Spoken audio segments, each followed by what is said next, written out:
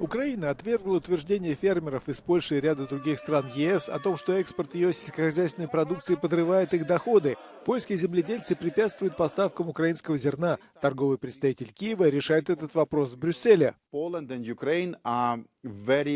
Particular neighbors in terms of agriculture, because in comparison with other neighbors, we have intensive agricultural trade in both directions. Sometimes the products that are subjects of complaints of EU farmers are the products that are as well exported to Ukraine even in bigger amount, like for poultry, for example, because we export to Poland only 4,000 tons, and we purchase from Poland 40,000 tons of poultry. So we are net importer of poultry from Poland. But this paradox is in the statistics, but not in the minds of farmers who believe that Ukraine is a source of problems for Polish agriculture. So is it fair to say that a lot of the protests or the protestations from farmers in Poland and Slovakia and so on, I mean, it doesn't stand up to scrutiny, essentially, that the problem isn't as bad as they're making it out to be and can easily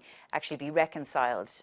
If this problem is tackled in classical EU way, with analysis, figures, boring decisions, committees, etc., it can be tackled easily. But now we have like a new political era in the EU with a lot of protests, with a lot of emotions, and this is something new that we need to learn how to tackle, both within the EU and for Ukraine, because it will impact our accession process. And on that, are you confident that the EU has your back here, that it will defend the reality rather than the emotions? I really believe in EU institutions' experience on how to manage very contradicting interests. And this is exactly the topic of Green Deal, because Green Deal is let's say, is number one in ranking of protest of farmers across Europe. Ukraine is a solution for the problem of Green Deal and farmers, because Ukrainian farmers use less fertilizers, less pesticides.